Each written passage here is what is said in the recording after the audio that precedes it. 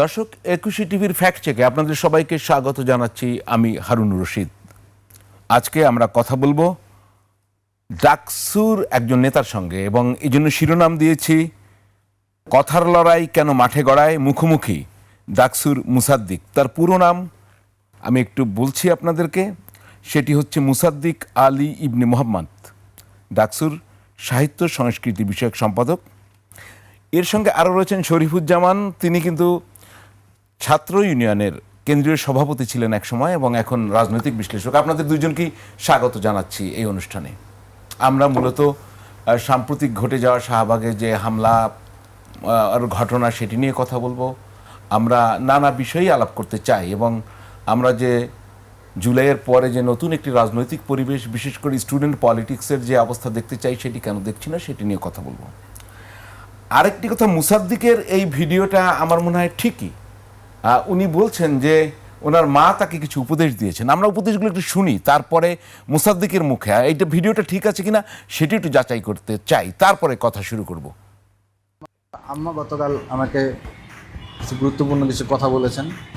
এর আগে কখনোই তিনি এই ধরনের কোনো কথা বলেননি, যে তুমি যা কথা বলবা, কথা বলার ক্ষেত্রে যাতে আর একটু শালীনতা থাকে।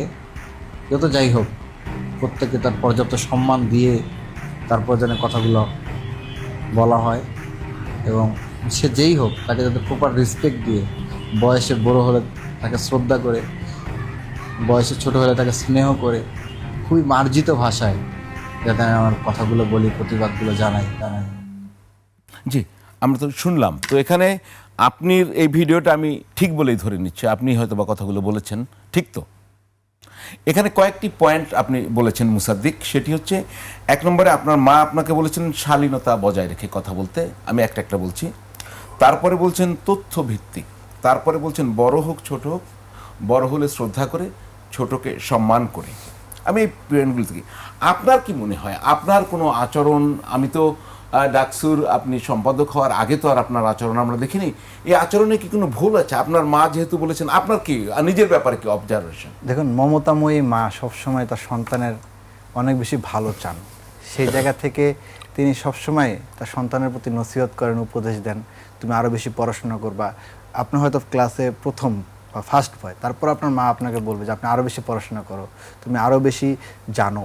সেই জায়গা থেকে আমার মা আমাকে বলেছেন যে আমি কথা বলার ক্ষেত্রে যত পারি ততটা যাতে আমি পরস্পরকে সম্মান রেখে, শ্রদ্ধা জানিয়ে কথাগুলো বলি, এবং আরও অনেক বেশি যাতে পড়াশোনা করি, সাহিত্য পড়ি।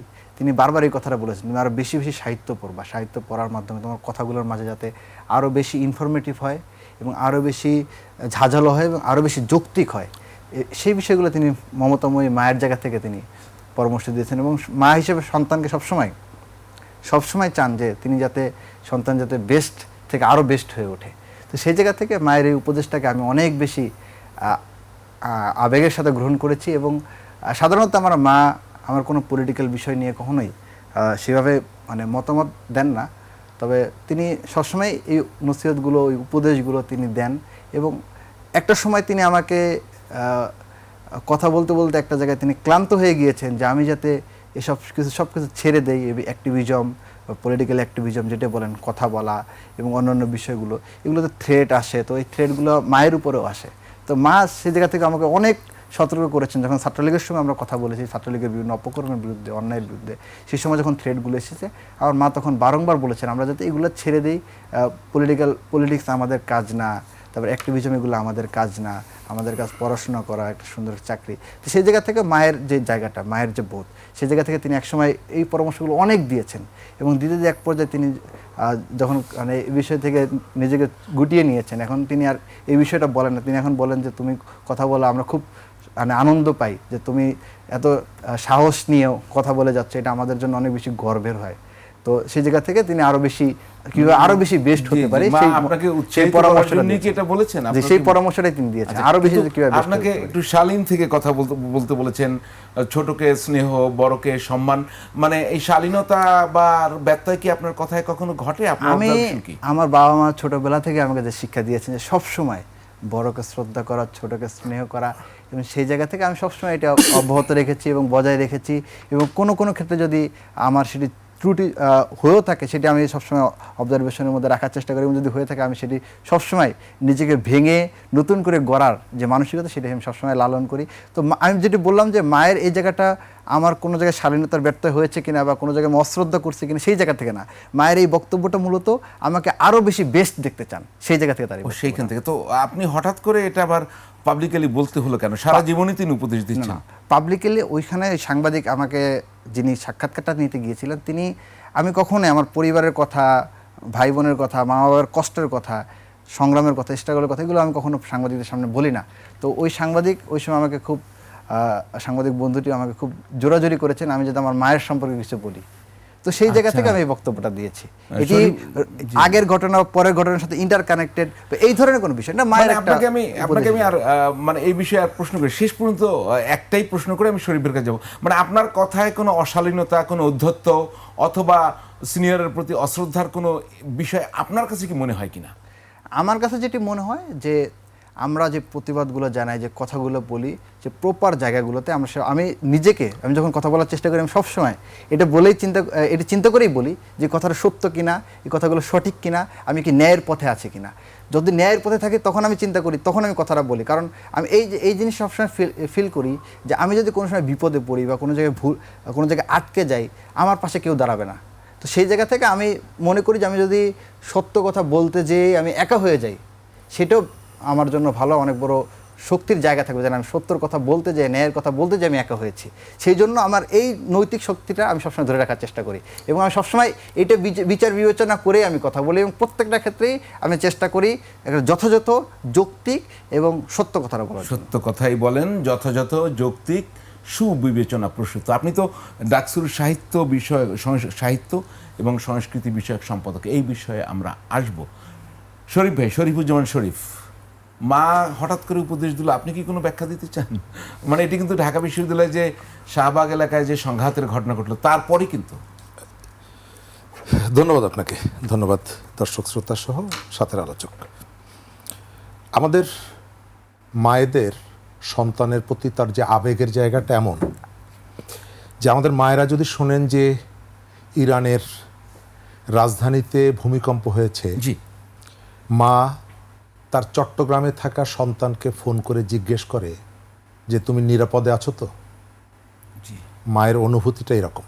জি, সে তার সন্তানকে সবসময় নিরাপদ দেখতে চায়, এবং মায়েদের মধ্যে তার সন্তানকে নিয়ে সবসময় একটা উদ্বেগ এবং উৎকণ্ঠা থাকে, এবং মায়েরা ওই কথাটা তখন বলে যখন তিনি অনুধাবন করেন যে সন্তানের প্রতি এক ধরনের বিপদ আসতে পারে, সন্তান এক ধরনের শত্রু বেষ্টিত হয়ে পড়ছে, অথবা সন্তানের কথা তার কাজের জন্য এক ধরনের শত্রু তৈরি হচ্ছে। মায়েরা সবসময় তার সন্তানকে নিরাপদ দেখতে চান, আবার সন্তানের ভুল ত্রুটিগুলো মা সব থেকে আগে তিনি বুঝতে পারেন, এবং যখন তিনি কথাটা বলার সময় যে পরামর্শগুলো দেন, পরামর্শ শেষে এক ধরনের সতর্কতাও থাকে। সুতরাং মায়েদের যে কোনো বিষয়ে কথা বলার পেছনে একটা উদ্দেশ্য, একটা ভয়, একটা শঙ্কা, একটা পরামর্শ দেন, কিন্তু একটা শঙ্কার জায়গা থেকে দেন, ভয়ের জায়গা থেকে দেন। তিনি যখন টেনশন ফিল করেন তার সন্তানকে নিয়ে, তিনি যখন তার সন্তানকে নিয়ে দুশ্চিন্তার মধ্যে থাকেন, তখন তার সন্তানকে এই বিষয়ে সতর্ক করেন এবং বলতে চান যে তুমি তোমার শত্রুটা, তোমার পেরিফেরিটাকে অবজারভেশনে রাখবা, পর্যবেক্ষণে রাখবা, এবং তুমি তোমার কথার ভেতর থেকে, অ্যাক্টিভিটির ভেতর থেকে যাতে তোমার শত্রুটা না বাড়ে, তুমি যেন নিরাপদে থাকো, সেই বিষয়ে তারা সতর্কতা করে।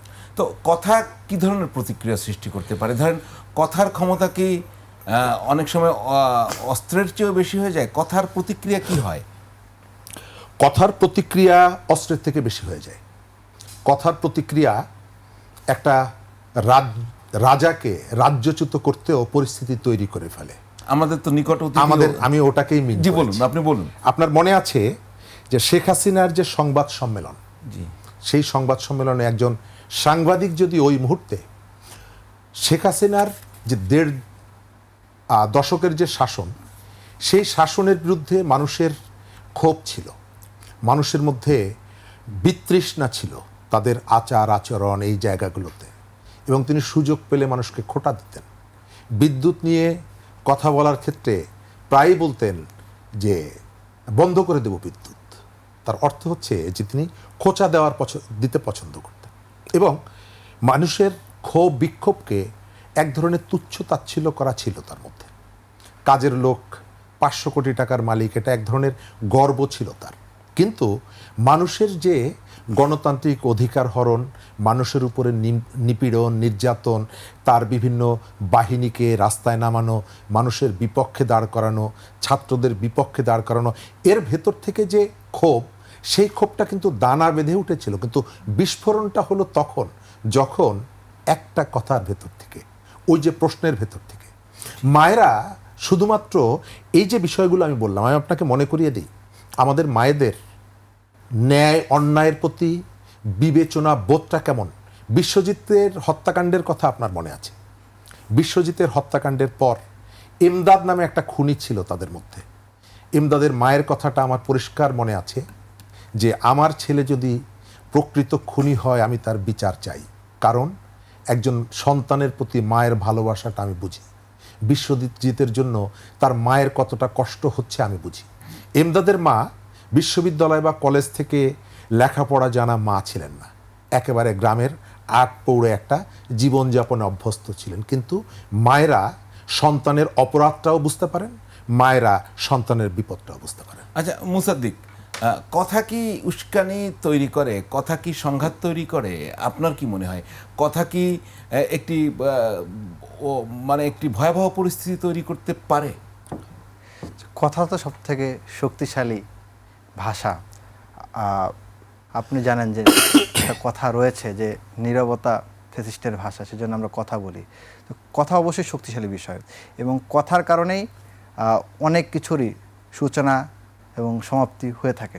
তো সেই জায়গা থেকে কথা অবশ্যই শক্তিশালী একটি মাধ্যম, এবং কথার কারণেই ভাই যেটি বললেন, বা এমনি আমরা আরও অনেক উদাহরণ দেখতে পারি যে প্রত্যেকটা ক্ষেত্রে কথার গুরুত্বপূর্ণ একটি ভূমিকা হিসেবে পালন করে, এবং কথার কারণে অনেক কিছু হয়ে যায়। কখনো যুদ্ধ বেঁধে যায়, কখনো যুদ্ধ থেমে যায়। কিন্তু বিষয়টা হচ্ছে যে কথাটা কে বলছে, এবং সে সত্য বলছে কিনা, সে মিথ্যা বলছে কিনা। সত্য বললেও অনেক সময় যুদ্ধ বাঁধে, মিথ্যা বললেও অনেক সময় যুদ্ধ বাঁধে, ভুল বললেও যুদ্ধ বাঁধে, সঠিক বললেও যুদ্ধ বাঁধে। কথা সবসময় শক্তিশালী, যে সেটা যেই পক্ষেই যাক না কেন।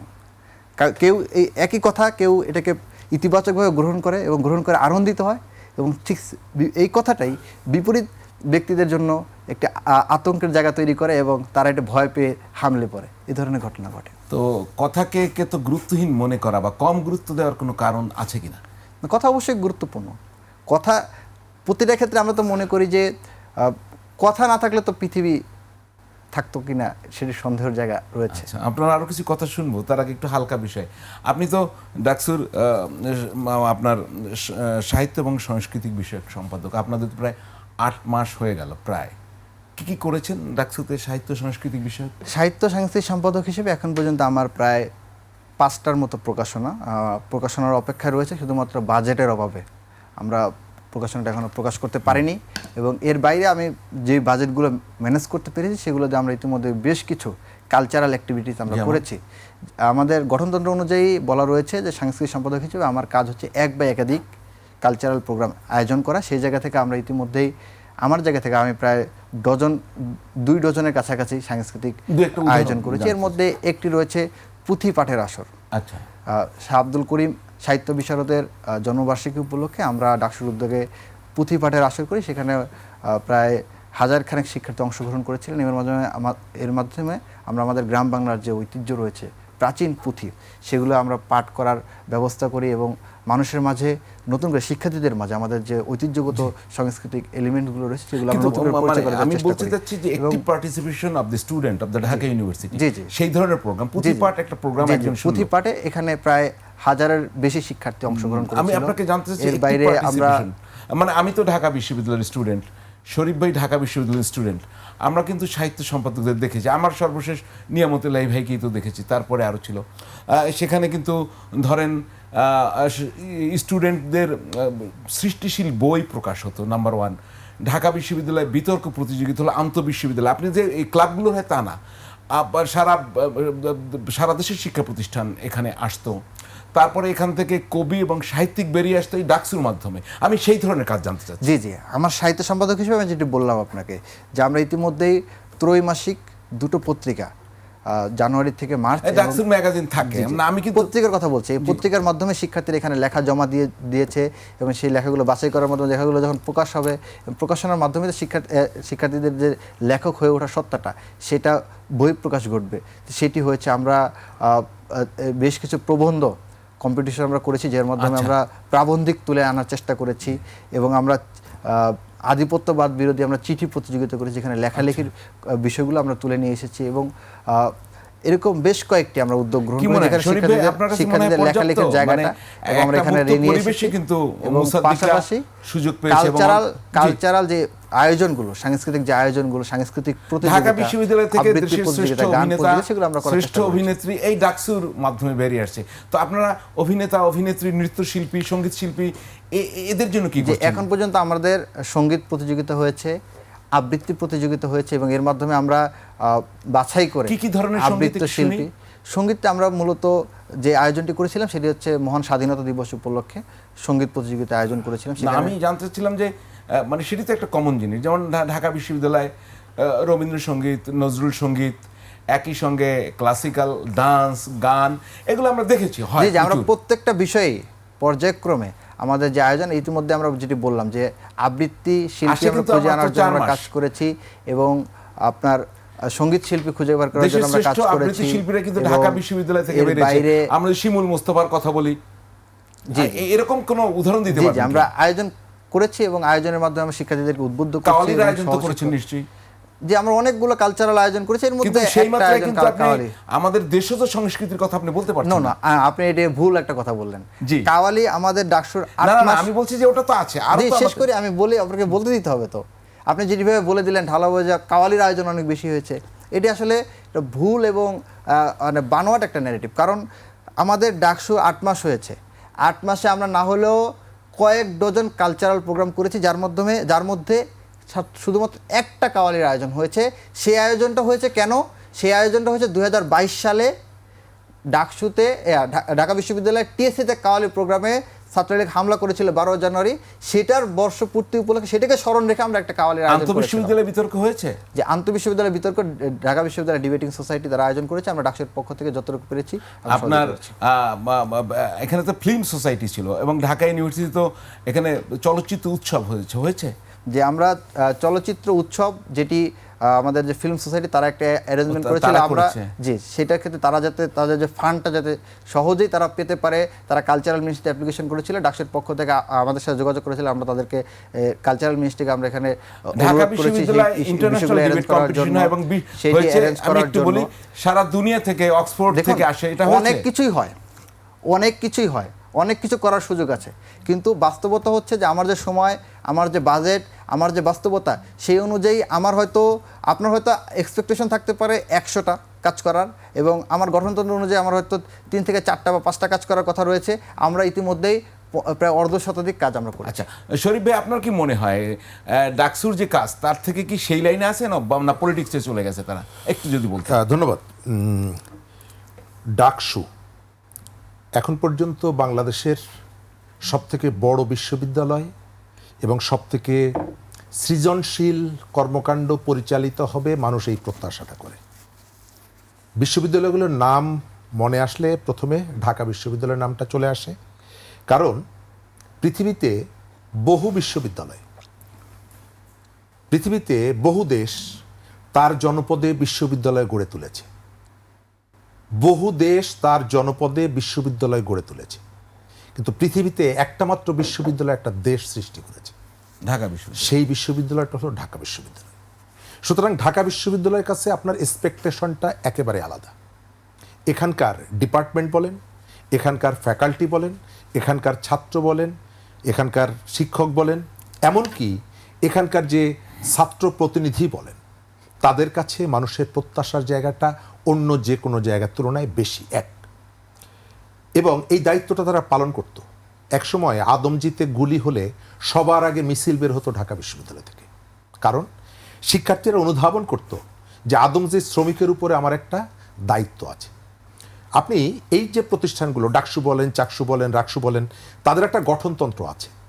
সেই গঠনতন্ত্রটা ফলো করে সে কতগুলো অ্যাক্টিভিটি পরিচালনা করে। আবার এর বাইরে তার একটা রাজনৈতিক কমিটমেন্টও আছে, যে কমিটমেন্টটা ওই গঠনতন্ত্রের মধ্যে তার তা এই নাই। দুইটা কমিটমেন্টের কোন জায়গায় এই ডাকসুকে বেশি রিপ্ত আমি মনে হচ্ছে আপনার? আমার কাছে যেটা মনে হয়েছে যে পরের যে জায়গাটা ডাকসুর একেবারে ডে টু ডে যে অ্যাক্টিভিটিগুলো, এগুলো আমি আসলে পর্যবেক্ষণ করিনি, কিন্তু মোটা দাগে আমি যেটুকু বলতে পারি, ধরেন যে ডাকসু যে নির্বাচনটা, এই নির্বাচনটা জুলাই অভ্যুত্থানের একটা ধারাবাহিকতা।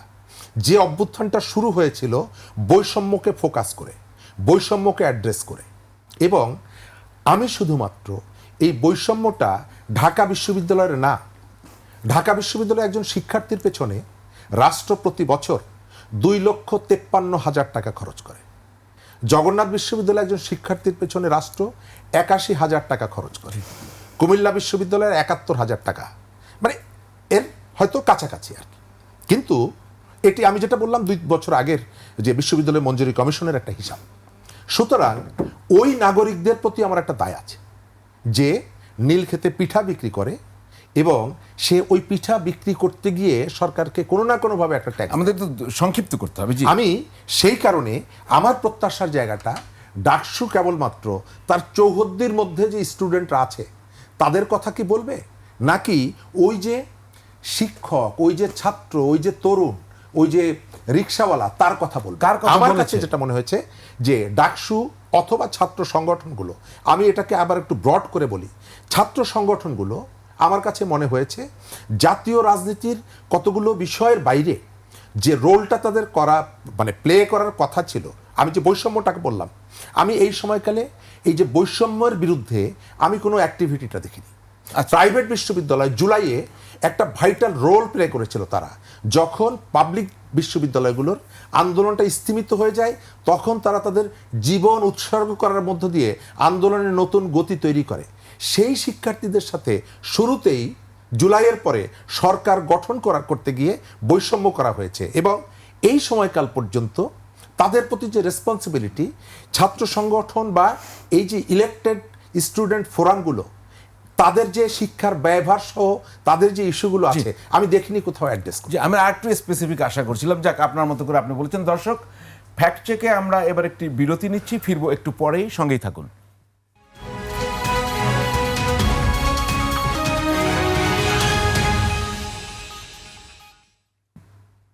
দর্শক, বিরতির পর ফিরে এলাম ফ্যাক্ট চেক নিয়ে।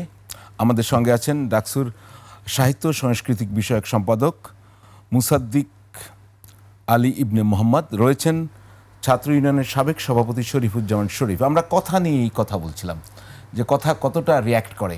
তো আমি আরেকটি ভিডিও দেখাবো, আপনি যদি ডিনাই করেন যে এটা আমার না, তার সাথে সাথে উইথড্র করব। আমরা দেখি তারেক রহমান সম্পর্কে দেশের প্রধানমন্ত্রী আপনি কি মন্তব্য করেছেন।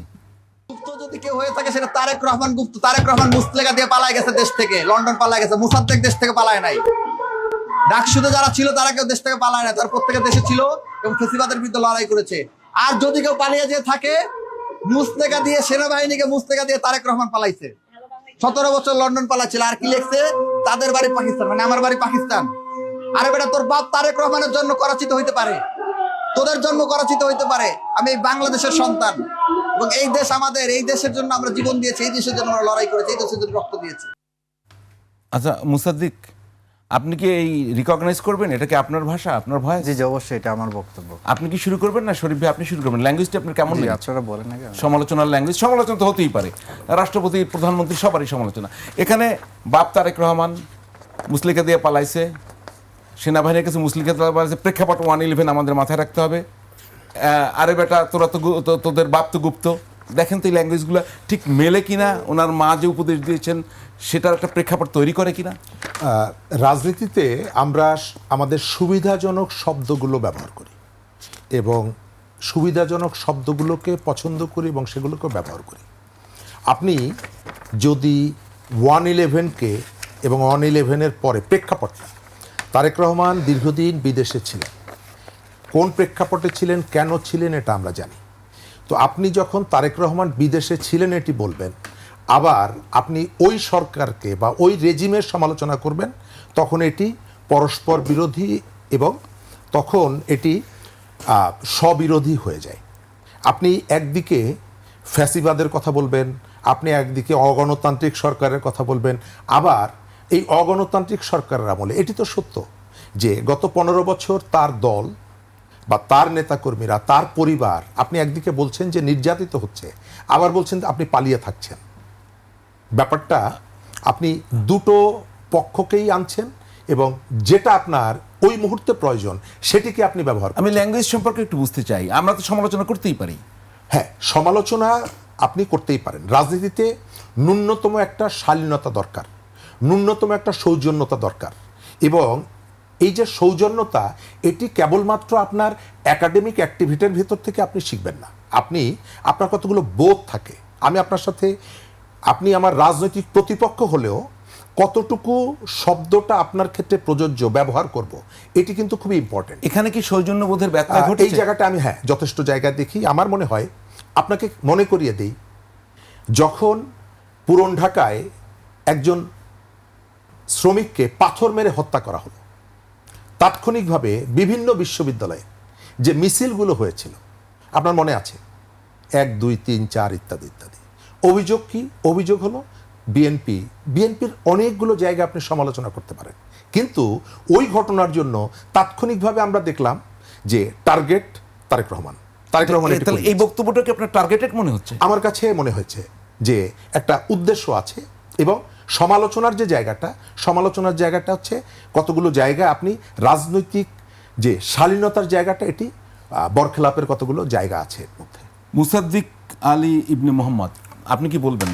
দেখুন, প্রথমত আমরা একটা বক্তব্য নিয়ে কথা বলছি, একটা বক্তব্য কমেন্টস এর ভাষাটা কতটা জোরে বলা হয়েছে, কতটা আস্তে বলা হয়েছে সেটা নিয়ে কথা বলছি। না, আমি আস্তে জোরে না, আমি আসছি, কথায় আসছি, আপনার কথাই বলছি, সেটা নিয়ে আমরা কথা বলছি। কিন্তু আমরা যখন আমাদের উপরে হামলা করা হইলো, মারধর করা হইলো, সেটি নিয়ে আমরা সেই ব্যাপারে খুব একটা কথা বলতে শুনি নাই। এবং ঠিক তেমনি আমরা যখন মামলা করতে গেলাম থানায়, আমাদের মামলা নেওয়া হলো না। বিশ্ববিদ্যালয়ের প্রশাসন এখন পর্যন্ত শক্ত ভাষায় কোনো কথা বললো না যে আমাদের উপর কেন হামলা হলে সেটার তারা বিচার করে, বা যেই অন্যায়টা হয়েছে আমাদের উপর, যে সন্ত্রাসী হামলাটা হয়েছে সেটা তারা বিচার করে, এই ধরনের কোনো বক্তব্য আমরা এখন শুনি না। যাই হোক, সেই আক্ষেপের জায়গা আছে। মানে কাদের কাছ থেকে শুনেন? আমাদের কাছ থেকে? না, আমি ওভারঅল বলছি। ওভারঅল, আচ্ছা, এক্স্যাক্টলি। জি, সেই আক্ষেপের জায়গা আছে, কিন্তু আপনি যে বক্তব্যটা বললেন সেটি আমরা বলছি ওইটা কোন পরিপ্রেক্ষিতে। এই ছবিটা দেখুন, এটা হচ্ছে যেদিন কুয়েটে আপনার চট্টগ্রামের সিটি কলেজে এক শিক্ষার্থী, হতে পারে শিবির কর্মী, তার যখন পায়ের গোড়ালি কেটে নেয় ছাত্রদলের সন্ত্রাসীরা, ক্যাডাররা, তখন রাত্রেবেলায় ছাত্রদল বিভিন্ন জায়গায়, ক্যাম্পাসে বিভিন্ন জায়গায় তারা লেখে যে গুপ্ত রাজনীতি নিপাত যাক বা গুপ্ত রাজনীতি চলবে না। সেখানে আমি এবং ডাক্তার সমাজসেবা সম্পাদক এবি জুবাইর আমরা যাই এবং যেয়ে বলি যে ছাত্রদলের ভাইরা লিখেছেন, আমরা তাদের কর্মসূচির সাথে সংহতি জানিয়েছি। সেটা হচ্ছে আমার স্পষ্ট বক্তব্য যে আমরা সংহতি জানিয়েছি। এইটা তারা লিখেছিল কোথায়? ডাকসুর সামনের রাস্তায়, এবং তারা অনেক ক্যাম্পাসের অনেক দেওয়ালে লিখেছে, এবং এটা নিয়ে আমাদের কোনো নেতিবাচক বক্তব্য ছিল না। কারণ যে কেউ যে কোনো পলিটিক্যাল স্ট্যান্ড নিতে পারে। যেমন আমি একটা পলিটিক্যাল স্ট্যান্ড নিয়েছি, প্রত্যেকের পলিটিক্যাল স্ট্যান্ড নেওয়ার রাইট আছে, এবং প্রত্যেকটা পলিটিক্যাল স্ট্যান্ড হতে হবে সত্যের উপর ভিত্তি করে, মিথ্যার উপরে নয়। পলিটিক্যাল স্ট্যান্ড হতে হবে গুজবের উপর ভিত্তি করে নয়, পলিটিক্যাল স্ট্যান্ড হতে হবে ভায়োলেন্স করে নয়।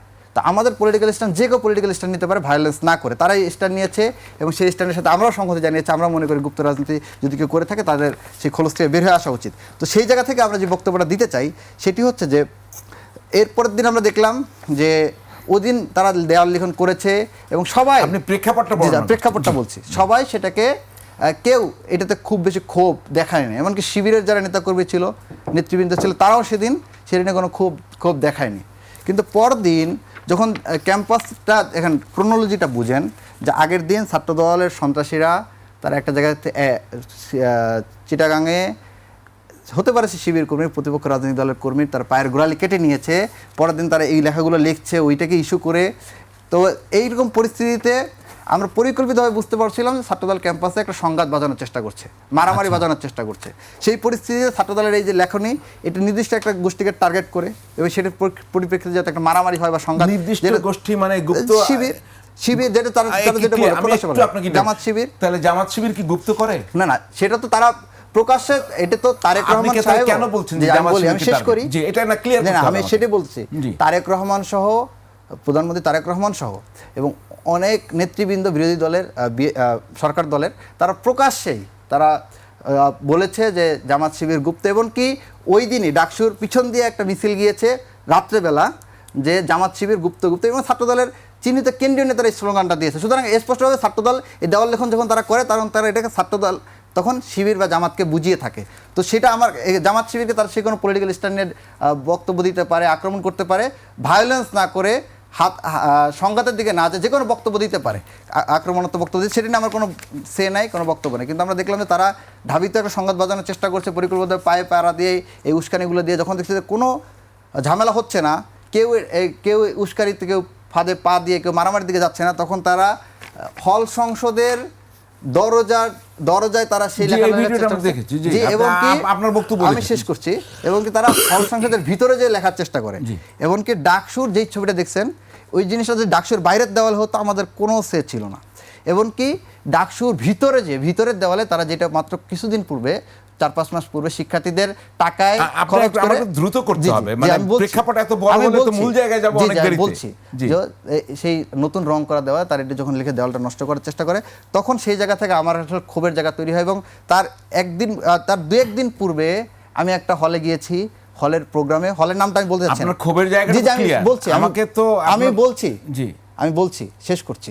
তো হলের জায়গায় গেলে আমি ছাত্র শিবিরের কোনো রাজনীতির সাথে যুক্ত নই, আমি সেটা জামাতের- জিজ্ঞেস করিনি জি, আমি আপনাকে, বলছি, আমি জি। শেষ করছি, আমার কথাটা শুনতে হবে, আপনার শেষ করতে হবে, বাক্যটা শেষ করতে দিতে হবে, বাক্যটা অবশ্যই শেষ করতে দিতে জি, হবে। করুন।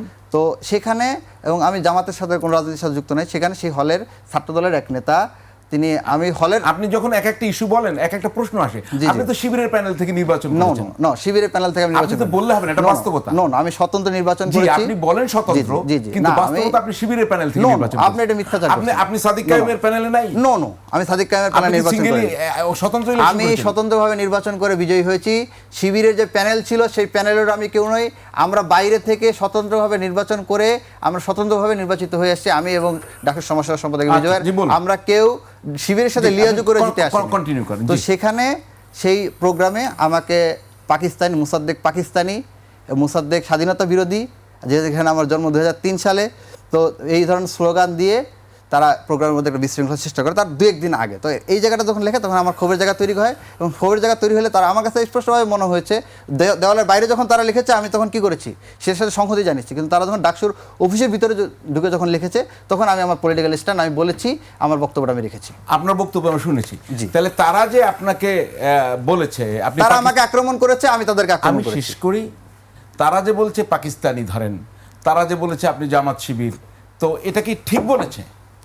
তারা ভুল বলেছে। ভুল বলেছে, এটা কি আপনি গ্রহণ করেন? নো, আমি গ্রহণ করার তো সুযোগ নেই। আপনি যেটা বলেছেন তারা এটা আমি আমার পলিটিক্যাল স্ট্যান্ড, আমার বক্তব্য আমি রেখেছি। তাহলে তারা বললে ভুল ওটা ঠিক No, বলেনি, no. আপনার পলিটিক্যাল স্ট্যান্ড মানে তারা কি তো- মিথ্যা দিয়ে পলিটিক্যাল স্ট্যান্ড হবে? তারা তো মোসাদ্দেক মিথ্যা বলেছে, সাহেব- আপনার এটা কথা বুঝতে হবে। না, তারা এটা মিথ্যা বলেছে, আমার বুঝতে হবে না, আর আপনি আমার আমাকে বক্তব্যে বুঝান। কোনো ফ্যাক্ট, কোনো মিথ্যা নেই। আপনার কথায় কোনো ফ্যাক্ট আছে? আমার কথা মিথ্যা আপনার নয়। কথায় কোনো ফ্যাক্ট আমার আছে? কথা মিথ্যা নয়। আপনি কিন্তু আমি ডাইরেক্ট কোনো জবাব দিবেন। মিথ্যা আমি বলিনি। চাই আমার কথা কোনো মিথ্যা নেই। আপনি সত্য বলছেন? জি, আমি সত্য বলেছি। কি সত্য বলছেন একটু বলেন তো যে আপনাকে। আমি যে সেদিন যে মুসলেগার কথা বলেছি, মুসলেগার কথাও সত্য, এবং 17 বছর তারেক রহমান সাহেব যিনি লন্ডনে ছিলেন, নির্বাসনে থাকুক বা মুসলেগা দিয়ে চলে যাক, যেটাই হোক, উনি পালিয়ে লন্ডনে গেছেন, উনি ছিলেন। পালিয়ে গেছেন। লন্ডনে ছিলেন উনি আপনি বলেছেন জি, পালিয়ে গেছেন। এটা আমার পলিটিক্যাল স্ট্যান্ড, আমার আপনি বক্তব্য বলেছেন ছিল। যে ওদের আমাকে আক্রমণ করা হয়েছে, আমি আক্রমণের জবাব আক্রমণ দিয়ে দিয়েছি। অর্থাৎ আমাকে আক্রমণ করা হয়েছে মানে মিথ্যা তাহলে তথ্য ওরা দিয়ে। খারাপ হলে আপনিও আমি খারাপ? fact- no, no, আমি খারাপ বলিনি, আমি এটা না, ফ্যাক্ট না, বলেছি। ওরা যে আক্রমণ তারেক করেছে, রহমান ভালো সাহেব কোনো কাজ। মুসলেগা দিয়েছিলেন কিনা? আপনি তো তারেক রহমান সাহেব মুসলেগা দিয়েছিলেন কিনা? তারেক রহমান আপনি দেখেছেন তার না, না, মুসলিকা? আপনি বলেন মুসলেগা দিয়েছিলেন কিনা? আপনি বলেন, আপনি বলেন। আমি অসংখ্য ডকুমেন্টস এবং কথায় আমি বুদ্ধিজীবী এবং বিভিন্ন পত্র পত্রিকা আমি এই এটা কথা তো পড়েছি। press history বলে, মুসলিগার আপনি কি কথা। সেই লাইনে গেলেন? নো নো, আমি এটা শুনে, আমি অসংখ্য পত্রিকার ডকুমেন্টসে এই আপনি কথাটা কি সেই দেখেছি লাইনে এবং গেলেন? শুনেছি। আপনি কি সেই লাইনে গেলেন? আপনি কি বলেন, আপনি কি বলতে চান যে মুসলিকা দেননি তিনি? আপনি কি প্রেক্ষাপটটা না, জানেন না, কিনা আপনি সেটা বলেন। প্রেক্ষাপট আমি তো আমার তো তাহলে পাকিস্তানি আপনি হওয়ার থানা কোনো থেকে প্রেক্ষাপট মুসলিকা নেই। দিয়ে বের হননি নো সেদিন? নো আচ্ছা। নো, আমি কোনো মুসলিকা দেইনি। অসংখ্য No, no, ডকুমেন্ট আমি কোনো মুসলিকা আপনি দেইনি। তো থানা থেকে মুসলিকা No, দিয়ে no, বের আমি হয়েছেন। কোনো মুসলিকা আপনি তো দেইনি। পুলিশ পাহারায় বেরিয়ে No, no, গেছেন। আমি কোনো তাহলে- মুসলিকা দেইনি। আমি কোনো মুসলিকা মানে দেইনি। আপনার থানায় আমি কোনো মুসলিকা তাহলে দেইনি। আপনার বিষয়টা কি দাঁড়ালো? যে থানায় আমি কোনো যে মুসলিকা ওরা দেইনি। বললে থানায় আমি খারাপ, কেন মুসলিকা আপনি দেব? বললে ঠিক। থানায় আমি গিয়েছি, থানায় আমি গিয়েছি আইনকে সহযোগিতা করার জন্য, আমি থানায় আমি গিয়েছি, আমার শিক্ষার্থীকে মারধর করা হচ্ছে, মেরে ফেলার হুমকি দেওয়া হচ্ছে, তাদেরকে মেরে ফেলতে পারে, সেই পরিস্থিতিতে আমরা থানায় গিয়েছি, সেখানে আলোচনা করার জন্য আমরা থানায় ঢোকার সাথে সাথে আমাদের উপর হামলা হয়েছে এবং পুলিশ আমাদেরকে হাসপাতালে ভর্তি করেছে। আমরা আহত হওয়ার পরে উচ্চারণ হলে আপনারা তো লাগে কেন? না না, গুপ্ত শব্দ উচ্চারণ হলে আমার লাগলো কোথায়? আমি তো বললাম যখন তারা গুপ্ত লিখেছে আমরা তখন স্পষ্ট ভাষায় যে শিক্ষার্থীর সাথে আমরা সংহতি জানিয়েছি। যখন প্রথমে তারা ক্যাম্পাসে গুপ্ত লিখেছে, ছাত্র দলের ভাইরা লিখেছেন, আমরা তাদের কর্মসূচির সাথে সংহতি জানিয়েছি। এটা পাবলিক ডকুমেন্ট। আপনি তো একটা গুপ্ত বিরোধী আন্দোলন শুরু, আপনি তো অনেক বেশি আন্দোলন করেন। নো নো, আমরা এটার সাথে সংহতি জানিয়েছি। আপনি তো অনেক বেশি ক্যাম্পাসে আন্দোলন গড়ে তুলেছেন, তো গুপ্ত বিরোধী একটা আন্দোলন করলে কেমন হবে? করেন না কেন? দেখুন গুপ্ত রাজনীতি ঠিক কিনা এটা জবাব দেন। দেখুন, গুপ্ত রাজনীতি হয়তো আইনতভাবে বা ফৌজদারি অপরাধ না, কিন্তু নৈতিক দিক থেকে আমি ঠিক নয়। আমি মনে করি যদি কেউ কারো রাজনৈতিক এজেন্ডা থাকে, সেটা হতে পারে ডাক্তার জাহেদ থেকে রেজাউল করিম সাহেব থেকে শুরু করে যেই হোক না কেন, বা যে কোনো সাংবাদিক হতে পারে, যেই হোক না কেন, যেই মতাদর্শের রাজনীতি করেন তার অবশ্যই সেটা বলা উচিত আমি এই মতাদর্শের রাজনীতি করি এবং সেটা বলে তাকে ফাংশন করা উচিত। গুপ্ত আছে আপনার অবজারভেশন কি? শিবিরের যদি কেউ গুপ্ত থাকে তার উচিত গুপ্তর খোলস থেকে বের হয়ে আসা। যদি কেউ গুপ্ত থাকে, দেখুন গুপ্ত বিষয়টা হচ্ছে এমন একটা বায়বীয় বিষয় যে কাউকে গুপ্ত বলা সম্ভব কোনো প্রমাণ ছাড়াই। এই জন্য আমি কাউকে নাম ধরে বা কোনোভাবে আমি বলতে চাই না, আমি এইভাবেই বলতে চাই, ঢালাভাবে বলতে চাই, যদি কেউ গুপ্ত থেকে থাকে তার উচিত পরিচয় রিভিল করা, তার যদি কোনো শিবিরের পদবি থাকে সেটা বলে প্রকাশ্যে রাজনীতি করা। যদি কেউ থাকে, ঠিক একই কথা সত্য ছিল সরকারে আসার পূর্বে ডাক্তার জাহেদ সাহেব, তারপরে সাইদ আব্দুল্লাহ সাহেব, আরো যারা আছেন তাদের ক্ষেত্রে ছিল। ডাক্তার জাহেদের নাম বলেন, আপনি কিন্তু শিবিরের কারোর নাম বলেন না। আমি শিবিরের কারো কথা তখনই বলতে পারবো যখন তারা গুপ্তের খোলস থেকে বের হয়ে আসবে, তখন আমি বলতে পারবো সে গুপ্ত ছিলেন। শিবিরের কেউ চেনেন না, বিএনপির গুপ্তদের চেনেন নাকি? শিবিরের কেউ যখন গুপ্তের খোলস থেকে বের হয়ে আসবে তখন আমরা জানতে পারবো সে গুপ্ত। ডাক্তার জাহেদের নাম আমি 12 ফেব্রুয়ারির আগে একদিনও বলিনি, কিন্তু আজকে কেন বলছি? কারণ আজকে প্রমাণিত হয়েছে তিনি গুপ্ত ছিলেন, গুপ্ত এজেন্ডা বাস্তবায়ন। আমি খলিলুর রহমানের কথা বলছি, খলিলুর রহমান ইন্টারিম গভর্নমেন্টের উপদেষ্টা ছিলেন, তখন আমরা মনে করেছিলাম যে তিনি হয়তো স্বতন্ত্র জায়গা থেকে আসেন, কিন্তু আজকে যখন তিনি বিএনপি সরকারের পররাষ্ট্রমন্ত্রী হচ্ছেন তখন প্রমাণ হয়েছে যে তিনি ইন্টারিম গভর্নমেন্টের মধ্যে গুপ্তভাবে ছিলেন। আজকে যদি শিবিরের কেউ বাইরে থাকে, শিবিরের কেউ যদি আজকে বাইরে থাকে এবং সে যদি গুপ্তভাবে থাকে, সে যদি আজকে বের হয়ে আসে, সে যদি বের হয়ে আসে, তখন আমরা তাকে গুপ্ত বলতে পারবো। কিন্তু আমি এইভাবে ঢালাভাবে কাউকে গুপ্ত বলতে পারি না। আপনি কি খেয়াল করেছেন আপনি কাউকে বলতে দিতে চান না? আমি আমার কথা শেষ করছি, আমাকে তো আমার কথা শেষ করতে দিতে হবে আপনার মতো করে। আমাকে আমার কথা শেষ করতে দিতে হবে। আপনি আমাকে একটা প্রশ্ন করেছেন, আমি উত্তর দিব না? আপনি তো আমাকে উত্তর দেওয়ার জন্য ডেকেছেন, আপনি আমাকে একটা প্রশ্ন করেছেন, আমি উত্তর দিব। এবার থামবেন আপনি নাকি? আপনি আমাকে প্রশ্ন করেছেন, আমি উত্তর দিয়েছি। আর বলেন না, আমার উত্তর দেওয়া হয়েছে। আপনি কতক্ষণ বলতে পারবেন বলেন? আপনি আমাকে প্রশ্ন করেছেন, আমি প্রশ্ন উত্তর দিয়েছি। বাক স্বাধীনতার প্রতি আপনার শ্রদ্ধা দেখি বলুন। আমি অবশ্যই শ্রদ্ধা দেখিয়েছি। আপনি আমাকে প্রশ্ন করেছেন, আমি প্রশ্ন উত্তরটা শেষ করতে দিতে হবে তো আমাকে। আরো বলুন। এটাই তো সৌজন্যতা। আমার উত্তর আরো বলুন। আমি শেষ হয়েছে, আমি বলেছি তোমার শেষ হচ্ছে। আপনার এখন শেষ হয়েছে যে আমি অবশ্যই বলবো শেষ হয়েছে, কিন্তু আপনি তো বাবার আক্রমণ করছেন। আমি তো বললাম যে আমাকে শেষ করে দিতে হবে, আমি শেষ করেছি। আপনি আক্রমণ শব্দটা বোঝেন? আপনি বলেছেন আমাকে আক্রমণ শব্দটা বোঝেন? আমাকে একটা প্রশ্ন করেছেন, আমাকে প্রশ্ন শেষ করার মাঝে যদি আপনি কি আক্রমণ শব্দটা বোঝেন? প্রয়োজনীয়তা ছিল না। আপনি কি আক্রমণ শব্দটা বোঝেন? আমাকে প্রশ্ন করেছেন, আমার কাজ কি? আপনি কিন্তু একই কথা বারবার বলছেন না। আপনি আমাকে প্রশ্ন করেছেন, আপনার কাজ আমার কাজ বলতে থাকুন, তারপরে আমরা শেষ করব। না, আপনি যখন শেষ হবে আমাকে বলবেন প্লিজ। না, আমি বলেছি আমার শেষ, আপনি বলছেন না কেন? আমাকে একটু বলতে দেন। জি, আপনি বলেন। আবার কথা বলছেন, আপনাকে বলতে দেন। বলেন। আচ্ছা, তাহলে আপনি বিএনপির গুপ্তদের চিনেছেন, অন্তর্বর্তী সরকারের গুপ্তদের চিনেছেন। এই সাদিক কায়েমরা কি আগে শিবির করতো? সাদিক কায়েমরা তারা আপনার জানেন যে ক্যাম্পাসে তারা আমি আবার ডাইরেক্ট প্রশ্ন করি, তাহলে আমরা অন্য বিরতিতে চলে যাব। শেষ করি। আপনি যখন একজন প্রশ্ন করছেন উত্তর দিব না, আমি সেজন্যই বলছি ভাই ক্লিয়ার কাট উত্তর দেন। সাদিক কায়েমরা কি ক্যাম্পাসে শিবির করতো? যে তারা দাবি করেছে তারা শিবির করতো ক্যাম্পাসে। আপনি কি জানেন? আমি তো সেটা জানি না। আপনি কি করতেন? আমি তো একে জুলাই বিপ্লবের অ্যাক্টিভিস্ট হিসেবে, ক্যাম্পাসে অ্যাক্টিভিজম হিসেবে আমি দীর্ঘ সময় ধরে অ্যাক্টিভিজম করে এসেছি। এটা আপনি বলতেই পারেন, কিন্তু এর কোনো ফ্যাক্ট নেই, কোনো সত্যতা নেই। যদি প্রকাশিত হয় তখন বোঝা যাবে। ঠিক আছে দর্শক, ফ্যাক্ট চেকে আরো একটি বিরতি নিচ্ছি, সঙ্গেই থাকুন, ফিরবো একটু পরেই।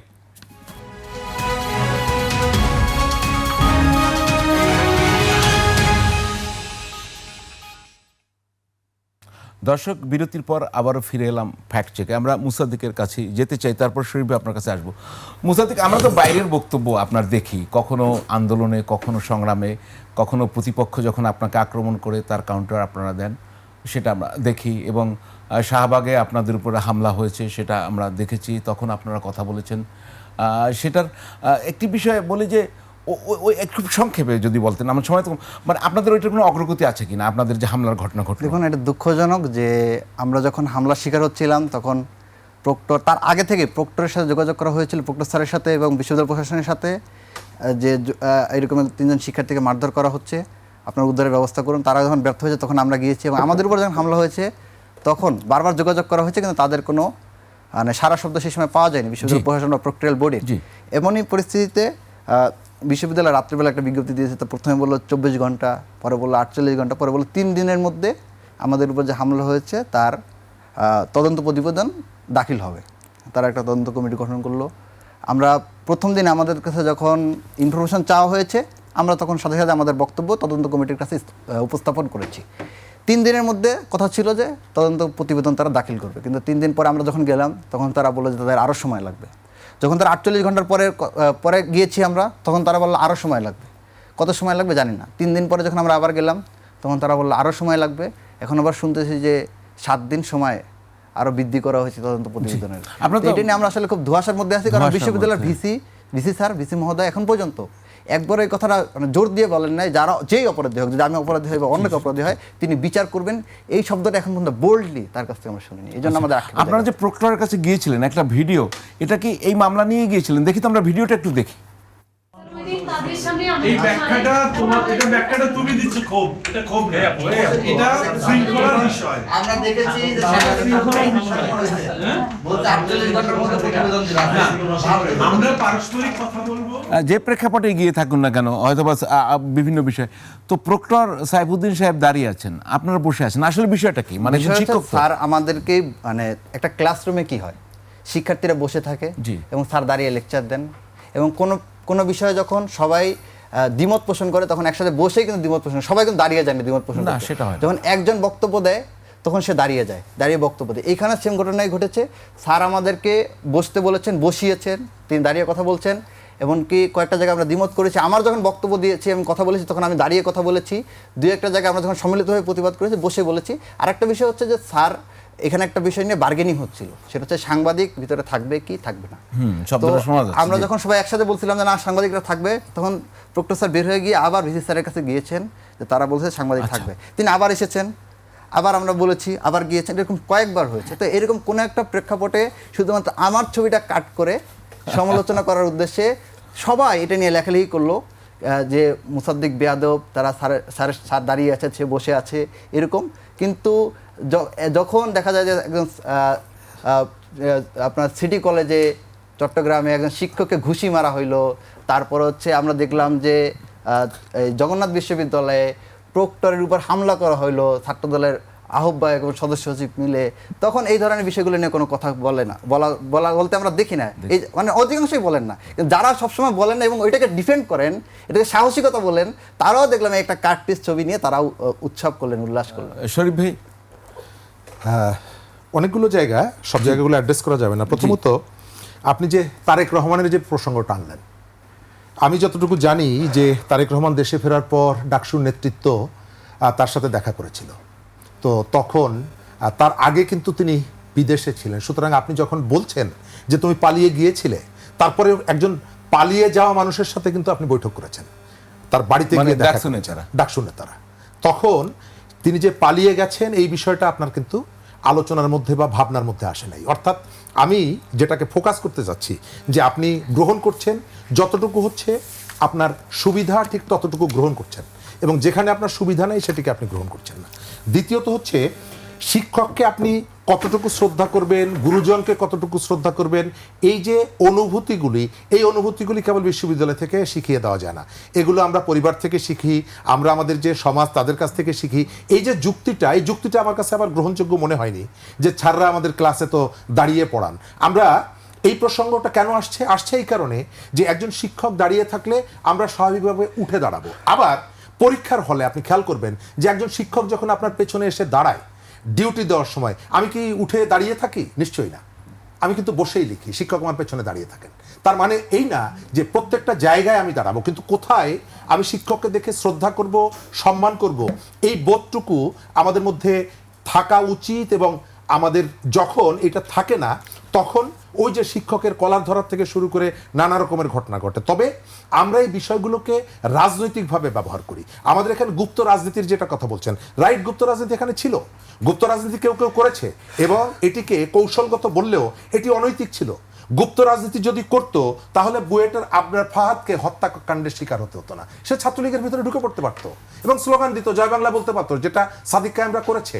সেটি করলে তো তার আর জীবনটা গুপ্ত যেত না। রাজনীতিতে প্রশ্ন উঠেছে যে এই যে হত্যাকাণ্ডগুলো ঘটেছে সেটি কি যারা করেছে তারা গুপ্ত না প্রকাশ্য? এটি একটা সুবিধাবাদী রাজনীতি, এটা একটা সুবিধাবাদী রাজনীতি এবং এই সুবিধাবাদী রাজনীতিটা আমি আপনাকে মনে করিয়ে দিই, 25 সালে তিতুমির কলেজে একটা আন্দোলন হলো যে এখানে কোনো রাজনৈতিক কর্মকাণ্ড পরিচালনা করা যাবে না। যিনি নেতৃত্ব দিলেন তার পরের বছর যখন দেখা গেল যে সেখানে শিবিরের কমিটি হলো, তিনি সেই কমিটির সেক্রেটারি। ঢাকা বিশ্ববিদ্যালয় তো ঢাকা same। বিশ্ববিদ্যালয়ে হয়েছে এটা। তো এই যে সুবিধাবাদিতা, সব এই হলে লোক উঠে গেল, সুবিধাবাদিতা, ওখানে আবার হ্যাঁ, বিভিন্ন জিনিস করা হলো, হ্যাঁ, কিন্তু রাজনীতি করা যাবে না। রাজনীতি করা যাবে না। আবার এবং- যখন রাজনীতি আসবে তারা প্রকাশ হয়ে এবং পড়লো। মজার ব্যাপার, আমি আপনাকে জাস্ট এখানে শেষ করে দিব। জি, বাংলাদেশে শেষ করতেই দুটো হবে, পাবলিক জি। বিশ্ববিদ্যালয়, বাংলাদেশে দুটো পাবলিক বিশ্ববিদ্যালয়, একটা হচ্ছে বুয়েট আর একটা হচ্ছে খুলনা বিশ্ববিদ্যালয়, যেখানে ছাত্র রাজনীতি নেই। অথচ এখন যদি আপনি দেখেন যে শিবিরের যে বর্তমান প্রেসিডেন্ট, তিনি কিন্তু খুলনা বিশ্ববিদ্যালয়ের ছাত্র। আপনি কি বিশ্বাস করেন ছাত্রদল, ছাত্রলীগ, ছাত্র ইউনিয়ন বা ছাত্র শিবির, এদের যারা সভাপতি সেক্রেটারি হয়, সে কলেজ বিশ্ববিদ্যালয়ের রাজনীতি না করে সভাপতি হওয়ার যোগ্যতা অর্জন করে না? আমরা সামাপ করি মুসাদ্দিক, গুপ্ত রাজনীতির ব্যাপারে আপনার একটা কংক্রিট ইনফরমেশন চাই, আর সংক্ষেপে, আমাদের একদমই সময় কম, আমি আপনাকে আর প্রশ্ন করব না। একটা, আপনি কি পারিবারিক পরিবেশেও এভাবে কথা বলেন? জি যে 5 আগস্ট পরবর্তী সময়ে ক্যাম্পাসে যারা ছাত্রদল করতো, শিবির করতো, তারা অধিকাংশই গুপ্ত ছিল। কারণ আজকে দেখেন, একসময় ছাত্রদলের মিছিলে 10-12 জন লোক হতো, ঢাকা বিশ্ববিদ্যালয় ছাত্রদলের, এর বেশি লোক হতো না। আজকে দেখেন 1500-2000 লোক হচ্ছে। তাহলে বাইরের লোকগুলো কোথা থেকে আসছে? 2017 সালে ফেনীর মহিপালে যেই লোকটা বেগম খালেদা জিয়ার গাড়ি বহরে হামলা করেছে, তাকে আজকে ওয়ার্ড বিএনপির সাধারণ সম্পাদক করা হয়েছে। তো এই ধরনের ঘটনাগুলো আছে। আর এই জন্য মানে 5 আগস্টের পরেও যদি কেউ মানে এই উন্মুক্ত পরিবেশ পেয়েও যদি কেউ গুপ্ত থাকেন, যে মানে পদ আছে, পোস্ট পদবি আছে, কিন্তু তিনি সেটি গোপন করে যাচ্ছেন, তাহলে তিনি সেটি প্রতারণা করছেন, তিনি সেটি অন্যায় করছেন, নৈতিকভাবে সেটি ঠিক করছেন না। আর দ্বিতীয়ত হচ্ছে যেটি বললেন যে ছাত্র রাজনীতি, একদম 30 সেকেন্ড শেষ করুন। জি। ছাত্র রাজনীতি নিষিদ্ধ চেয়ে ছাত্র রাজনীতি করা। দেখুন 5 আগস্ট পরবর্তীতে ক্যাম্পাসের অধিকাংশ স্টুডেন্টের ম্যান্ডেট ছিল যে তারা ক্যাম্পাসের বন্ধের ছাত্র রাজনীতি চান না। সেই জায়গায় যেটি বললেন ভাই, যেটি বললেন যে তিতুমির কলেজ একজন শিবিরের সভাপতি হয়েছেন, এটা যেমন বাস্তবতা, তারা যেমন প্রতারণা করেছেন, ঠিক একইভাবে ছাত্রদলে আমরা বেরোবিতে দেখেছি, যিনি ছাত্র রাজনীতি নিষিদ্ধের আন্দোলন করে উল্লাস করেছেন, তাকে বেরোবিতে ছাত্রদলের সহসভাপতি করা হয়েছে। এবং সবথেকে বেশি কথা যেটি নিয়ে বলা হয়, আমি শেষ করতে পারি? শেষ করতেই হবে, একদম সর্বশেষ। আপনাকে অসংখ্য ধন্যবাদ মুসাদ্দিক আলী ইবনে মোহাম্মদ, ডাকসুর সাহিত্য সাংস্কৃতিক বিষয়ক সম্পাদক। ধন্যবাদ শরীফুজ্জামান, ছাত্র ইউনিয়নের সাবেক সভাপতি এবং রাজনৈতিক বিশ্লেষক। আমরা আরও দীর্ঘ আলোচনা করতে পারলে ভালো হতো। দর্শক, ফ্যাক্ট চেকে এখানেই শেষ। আজকে প্রতি রোববার রাত 10টায় ফ্যাক্ট চেক প্রচারিত হয়। সে পর্যন্ত, আগামী রোববার পর্যন্ত বিদায় নিচ্ছি। শুভরাত্রি সবাইকে।